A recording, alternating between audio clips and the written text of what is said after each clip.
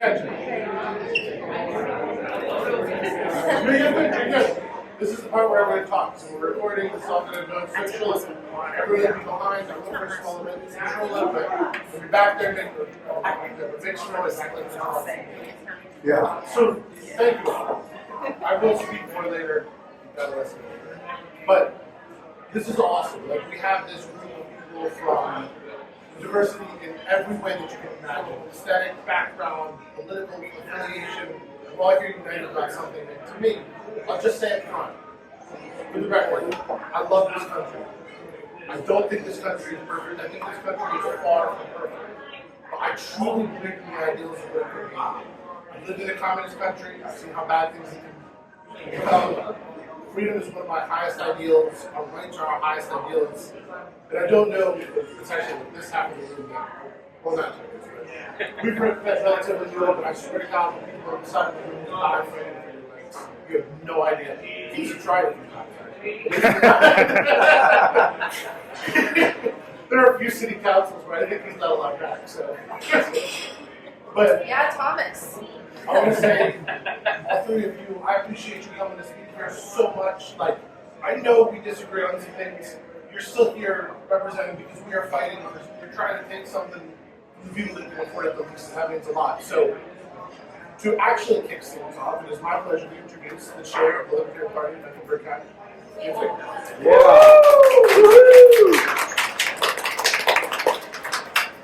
I'm just going to be real brief here. I have been the chair of the Mecklenburg County Libertarian Party for a little while now, and I've kind of been running Rob's campaign to the best of my ability in lieu of a campaign manager. So I'll say this: grab signs if you want signs. We've got signs for Rob, we've got signs for Bill for Matt, and if we run out of here, let me know. I can get some more. Really appreciate everyone coming out. Yeah, I don't know what else to say. I'll go ahead and kick it off. Who's the first speaker? Ismaail. Ismaail. All right. For those who don't know him, I just met him tonight. He's speaking against the text representing the Charlotte Housing Justice Coalition. Ismaail is the principal attorney at the Yates community law firm. His commitment to provide quality legal services to Charlotte's underserved population experiences growing up in Charlotte. His unique background as a community organizer, policy researcher, freelance writer, adds depth and clarity to his work as a community-based attorney. Ismaail was the recipient of the 2019 Law Foundation Fellowship, which enabled him to build a partnership with the Latin American Coalition. His work with the Charlotte Housing Justice Coalition has informed his understanding of the details of police eviction and our housing insecure. Ismaail is committed to the rehabilitation of housing as a human right. As a Charlotte West Inside native, Ismaail is proud to serve as one city reform on the ground. So, Ismaail, I appreciate you coming out.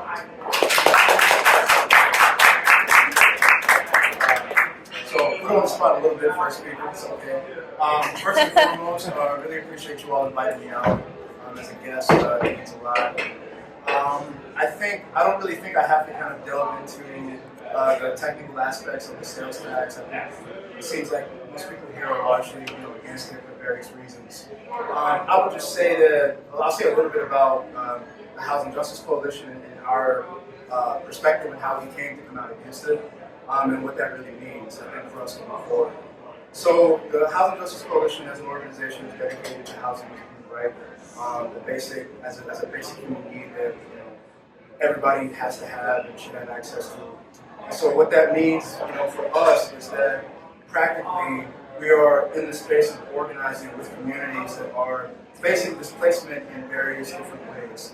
So a lot of the communities that we organize are actually communities of homeowners in areas that are either rapidly gentrifying, turning over, or even in areas where there's just some sort of encroachment from big business that threatens the quality of life for people, or potentially threatens people with some form of displacement or pressure to sell their property.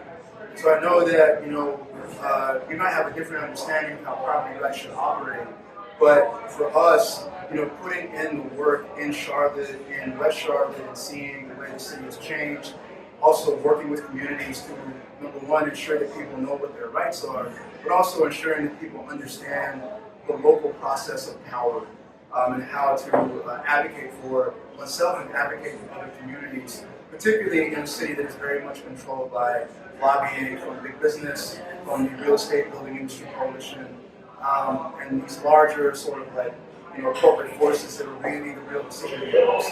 And so I think in working with communities, what we've really seen is that a lot of times when people see the way in which the work intersects like locally, I think it cuts through a lot of like the rhetoric and things people see online and on TV. And so for us, fighting for communities to have a type of self-determination, for preservation, in different contexts, from around the 2040 comprehensive plan to the UDO, to public investments, to the expansion of the airport, and all these different campaigns we've worked on, we've really seen that communities that are organized and where people know their rights can really fight. So for us, we really want to oppose this tax. We really want to invite particularly communities across the city to do so, because at the end of the day, we think it's just going to be harmful for the most vulnerable people as a regressive sales tax, but also we think it'll be harmful as well, just in terms of how it's going to shape what the city ultimately looks like. And we think it's just going to turbocharge and give more power to special interests. So we don't want to do that. We want to obviously be with the people and be fighting for a better future for everybody. So again, thank you for inviting me. I don't have anything else in particular because again, I think we're all on the same page for what we want to do. But just vote no. And yeah, that's everything for me.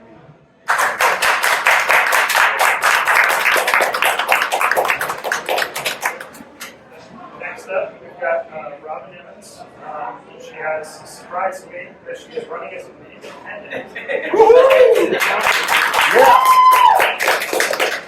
she's going to have to give Libertarian Party some tips because she got all the signatures she needed. So that's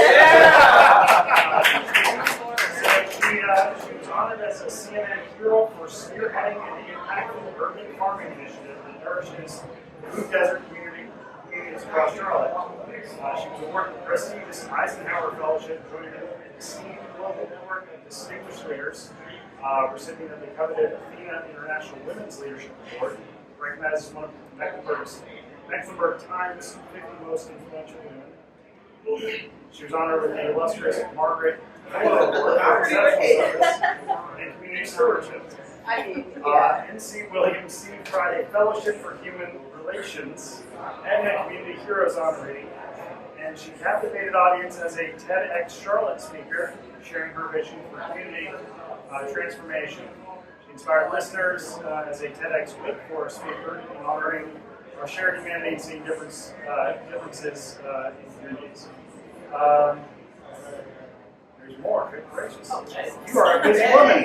I ran out of That's all right. That's good. You wrote too much. Good. At any rate, the floor is yours. Thank you very much for coming. Good evening. If you haven't fallen asleep after all that, I have come to this group, and usually when I stand before people, I say the future does not belong to the loudest voices or the biggest party. It belongs to those of us who believe in the fiercest and the boldest vision that something better is possible.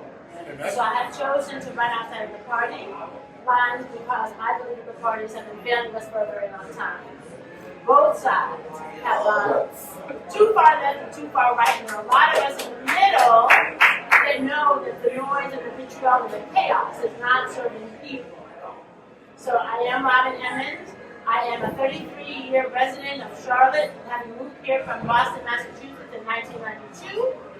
I am a nonprofit founder, as you heard in this very long list of accolades, and I am the independent candidate running for Charlotte City Council District 3.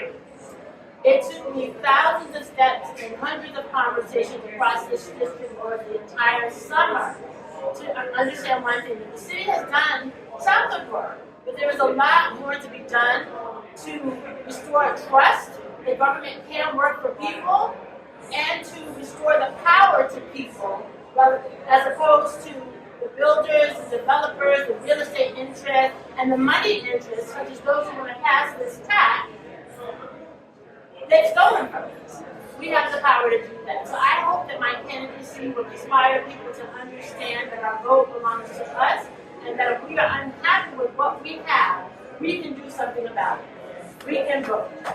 I can't do anything about anything that's coming outside of Washington, but here where I live, I'm going to stand 10 toes down on my right to reclaim our power as people who have contributed to the city, who have built this city, who keep this city running. That's working people. That's people who are often left out of the room, where the power brokers are that are making decisions for us and putting together road shows to sell us something that says it's good for us. What I can tell you, particularly about this transit tax, is that when an idea is good, people are not stupid, naive, ignorant, or foolish. We can tell when something is good for us. We don't need lobbyists. We don't need corporate attorneys. We don't need political strategists. We don't need million-dollar advertising campaigns to convince us that something is good for us. Usually when those things are attached, they are not. So I am a no on the transit tax. I am a no for taxing the most vulnerable. I am a no for you asking people to do something that's going to foster their own displacement. And so I'm running for the people of District 3 for responsible investment. Do not tax us any further. For equitable investment and thoughtful growth and a small business ecosystem. I don't want us to look like Anywhere USA. I want us to invest the technical support, the expertise, and the money to scale entrepreneurs here, to support them, to celebrate them. And so my platform, I will not bore you with. Visit my website, robinemmons.com, to learn more about what I hope to do for this district.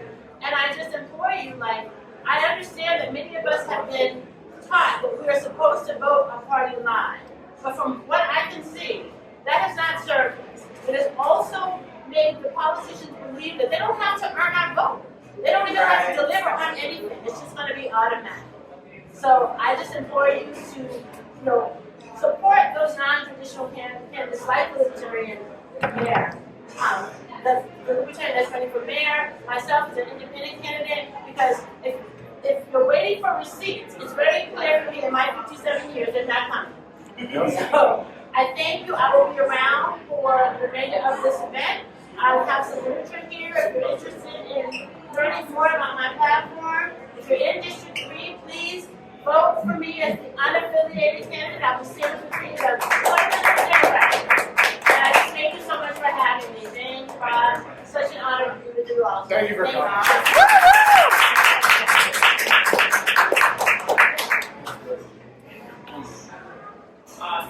I'm going to decide right now. Right. Yeah. That's where I went. Like, after I met her, yes, I went to, okay. Oh, okay. Oh, okay. Yes. Well, next up, Craig, I feel sorry for you to have to follow that. 4 lifetimes to follow that. So. There you go. Craig Reynolds is a member of the Coalition, which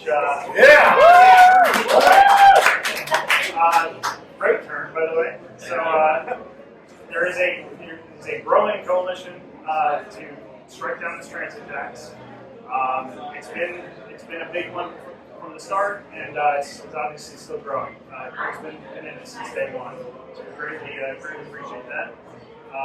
He is a steadfast proponent of the Mecklenburg sales tax. He believes government should live within its means, that transparency is not optional, and that fiscal responsibility is the highest form of public face. For more than 2 decades, he has worked at the intersection of technology, data, marketing, communications, leadership, and now is largely a strategist. He likes to build coalitions where there's some conflict, craft clarity for complex problems, and provide common sense analysis that inform solutions. In his current role, he is the architect of marketing strategy, designing campaigns that persuade not just perform.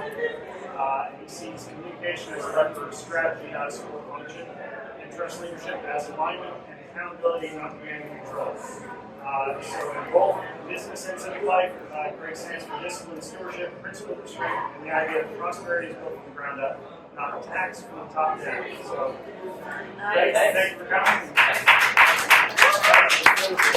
I really would need 45 times to go through with you. 57, we started in kindergarten.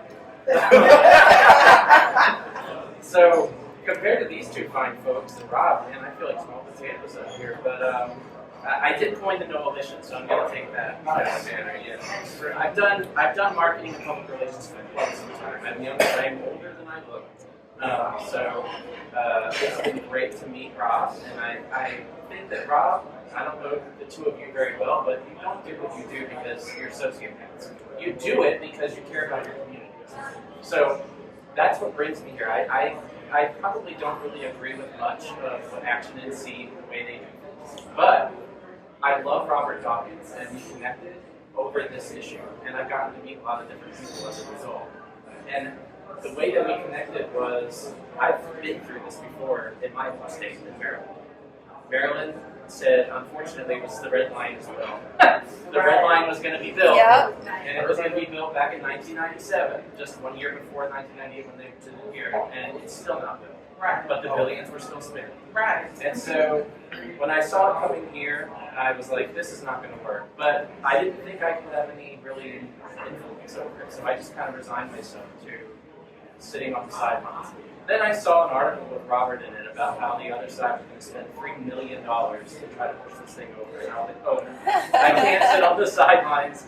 I'm going to bring my marketing experience to Robert and he'll take it, and thankfully he did. And we really have bloodied up the other side. We're in their heads, believe it or not. So they're putting things out that aren't spelled right.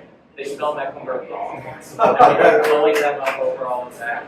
And they only do things like that because we've gotten in their heads. Whenever you go to a meeting, I don't know how many meetings y'all have been to, I don't know if you've been to a lot of them, you probably have.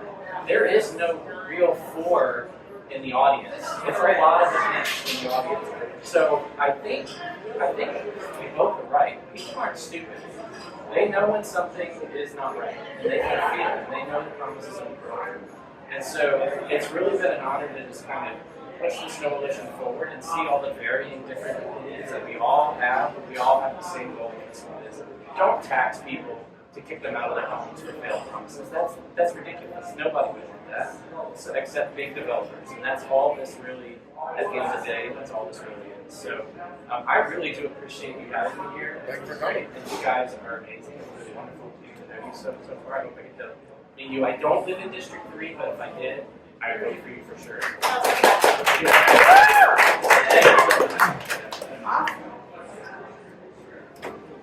Right. Next up is going to be Thomas Hill. Thomas and I go back a few years.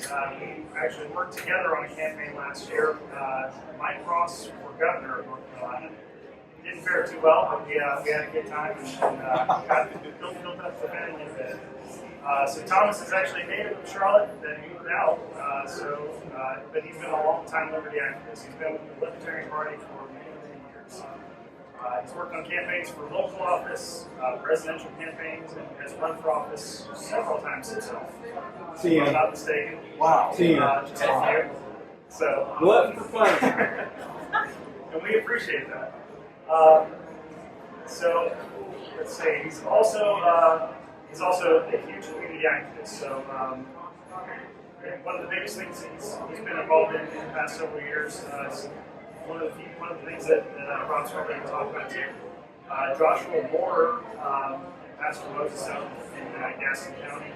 And I assume you're going to talk about that, so I won't spoil that story.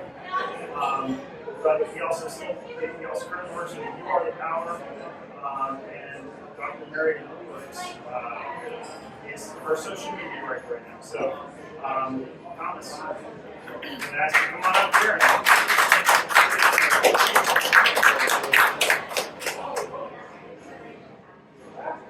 Good evening, everybody. I'm Thomas Hill. Like he said, it's an honor to be here. Because this man right here is one of my best friends in the whole world. We've only known each other about 4 years or so now. We got involved in an unfortunate situation in Gastonia where an unhoused disabled war veteran was brutally attacked by Gastonia police. His service animal was tased, which led to her death. When you stand, personally, this is not about me, but I've had my life threatened by law enforcement. I've listened to Facebook posts I made, read in open court, a body camera footage hearing. So I say this to say, when you stand beside people take part in causes that most people wouldn't touch with a 10-foot pole. And I can tell you, anything that's involved with law enforcement, most people aren't going to touch it. Okay? That's the third rail. But I saw something that needed to be done, and this man saw something, and a few of us were brave enough to stand, and after 9 months and 40 grand, that's what it took to get the body cameras footage released. We now have a court date set for October 2026, 5 years after the assault, but we're heading that right way. It's not why we're here tonight. We're here because he's running for mayor, and I know that the transit tax is a big deal. Personally, I live in Bears County. I can't vote for my brother. I wish I could, and I'm not here to tell you how to vote. I would vote no personally, but you vote your conscience. I think it's time to get back to the basics. Transportation is important, don't get me wrong. It affects people's everyday lives that live in the city. It doesn't affect my life. It's trivial what it would cost me coming into the city from being outside of Bears County. So it doesn't affect me really. I want to bring up 3 C's with this man. Courage, conviction, I might go more than 3 here. Character. I thought you were going to say crazy.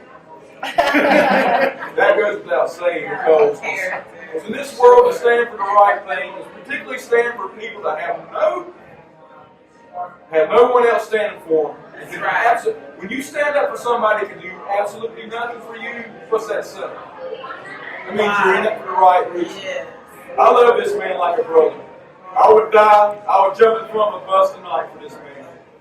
We need to remember what's most important.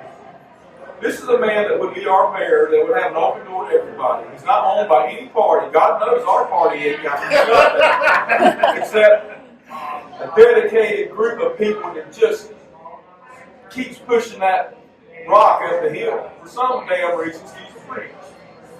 But I think our kids deserve better than what we're getting. And I'm not, sorry, kids, senior citizens, and veterans, that's 3 of the groups that are used as pawns. I would like to tell you how much this man cares.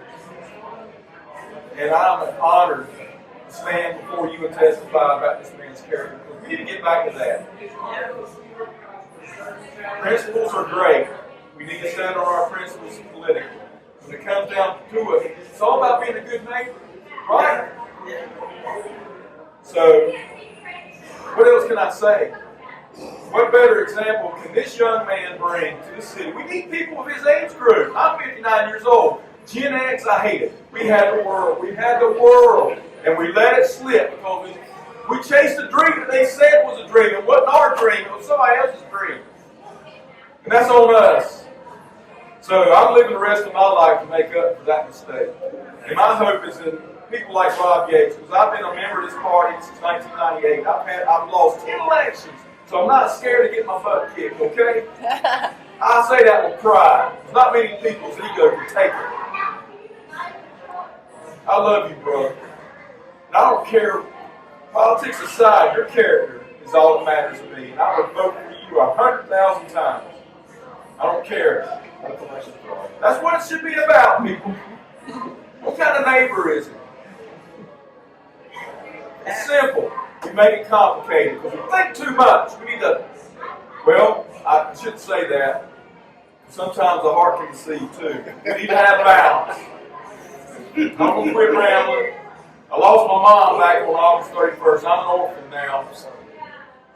My mom's funeral was a COVID super spreader, so I got to spend 2 weeks isolated. So, needless to say, I've been through hell. But knowing I got brothers like this, checked on me and made sure I was all right. It's worth everything in the world, brother. I can tell you what, no matter what happens in that election, you have won the race. You have won the game of life. You're a winner, and ain't nothing going to change it. And the Charlotte's lost if it don't take you. So God bless you, brother. God bless everybody. I love Charlotte. I don't live here anymore, but it's always in my heart. So thank you for letting me be a part of this, brother. And thank you, most importantly, for inviting me into your life, brother. I love you.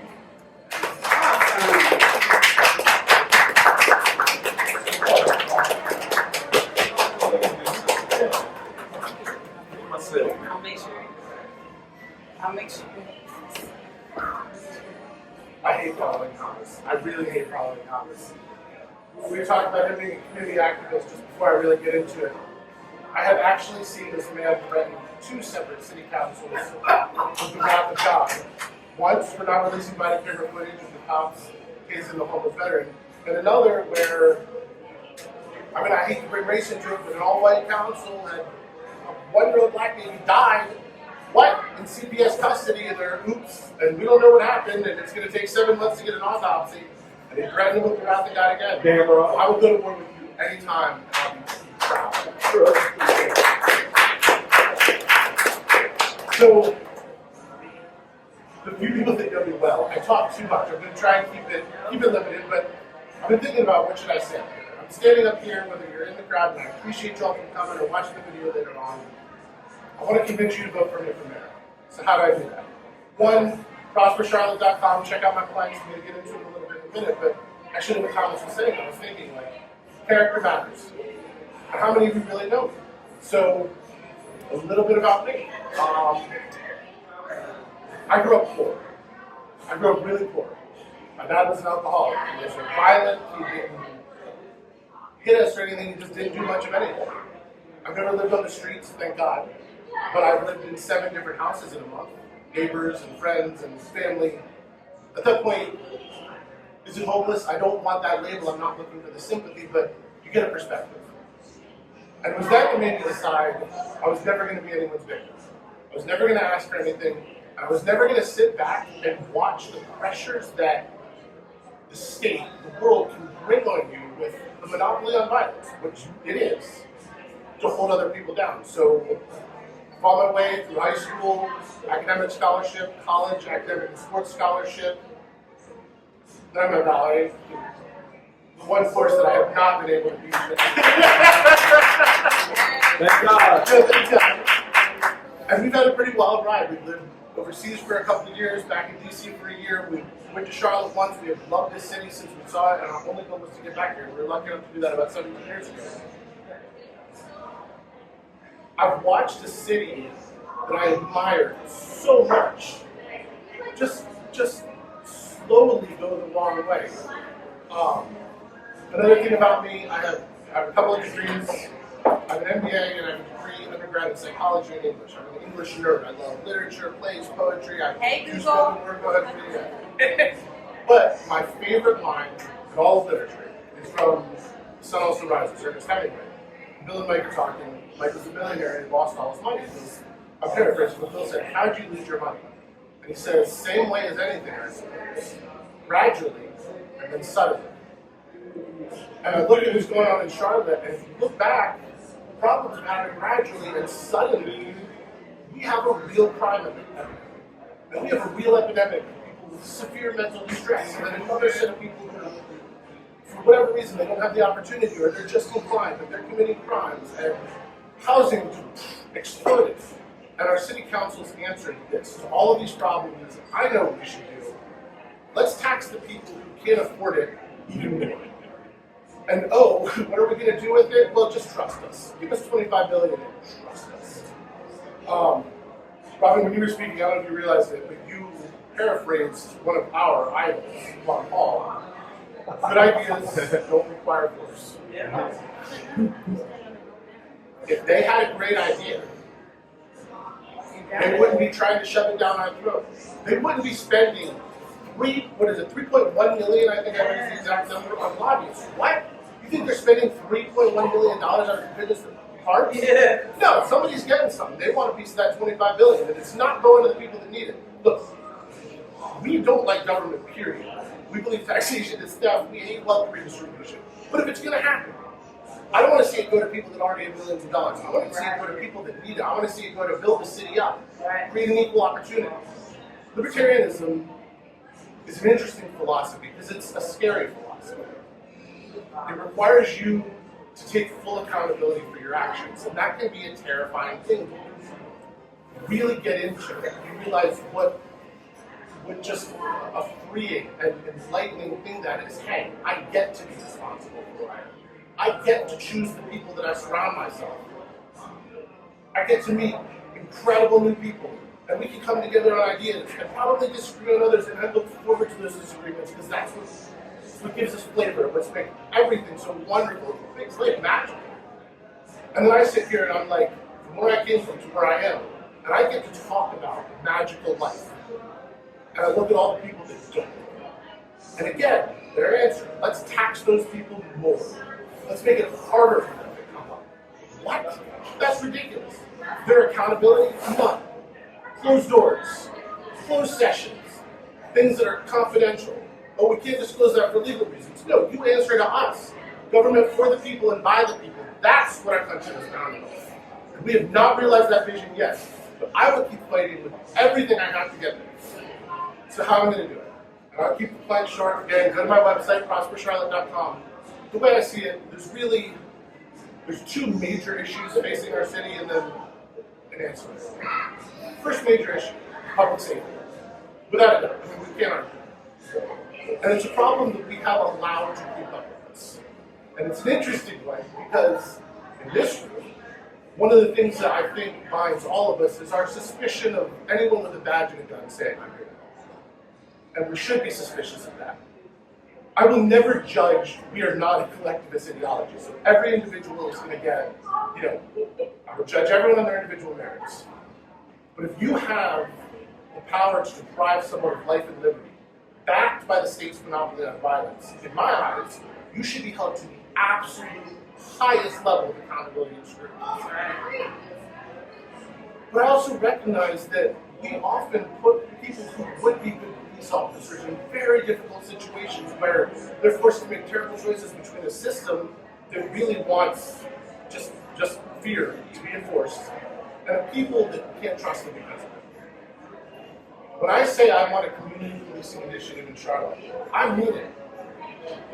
I want cops that live in neighborhoods that become immersed in those neighborhoods, to develop programs where they meet the people in the neighborhoods. When their incentive structure is based not on how many arrests you get, not on how many people you knock, but on how you reduce crime.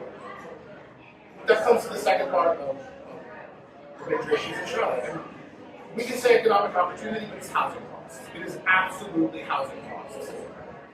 What was it, 2 years ago now that they off-cycle reevaluated properties and then jacked property taxes up? So I go on and I'm listening to the city council talk about historic neighborhoods, and historic black neighborhoods, and we need to build generational wealth. It's like, dude, you're taking it, you're sapping it from people. What? Like, how can you look at yourself in the mirror in hypocrites? And it drives me nuts. Meanwhile, you look at cities like Austin and Minneapolis. What have they done to keep housing costs? Well, they've built more houses. But they haven't built houses based on a central planning where out-of-state developers with lots of money and lobby influence are picking and choosing what they want to literally gentrify everything. We're going to come in and steal this from you, and then we're going to turn it into some gaudy strip mall that we're making money off of. No. They let people take care of their own properties. Imagine that. They create scenarios where you can own a home. And then you have neighborhoods where everyone has the pride of ownership. And it's a true decentralized thing. I didn't realize, Robin, you did the community garden thing. We need to talk, because one of my centerpiece ideas is I want to explore putting solar panels on all 3,000 bus stops in Charlotte. And it's not going to be feasible, but we can on a number of them. We can connect back into the grid and reduce everyone's energy costs, and we can use those solar panels to create community gardens. A little pride of your community. Let's get decentralized. Let's empower people. Let's stop holding everyone down, which is what the city does, because that's what empowers them, and that's what enriches them. I said at the beginning before we were on video, I love this country, and I do. I love this country. I love the ideas this country is standing on. I've lived in a communist country.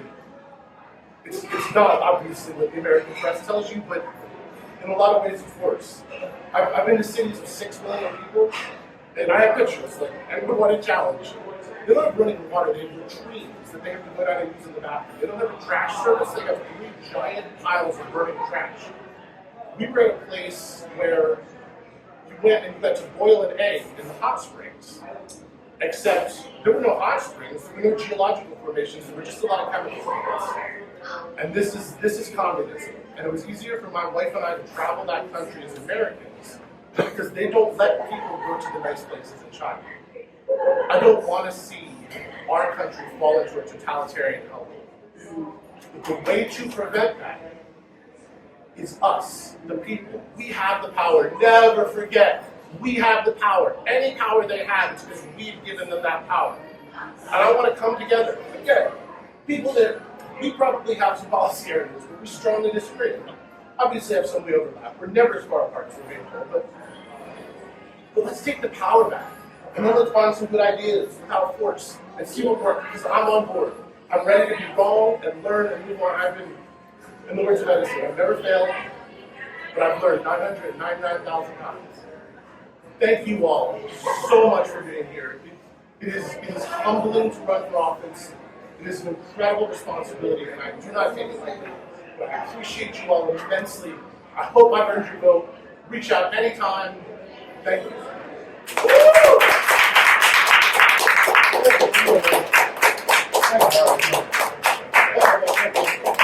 Thank you.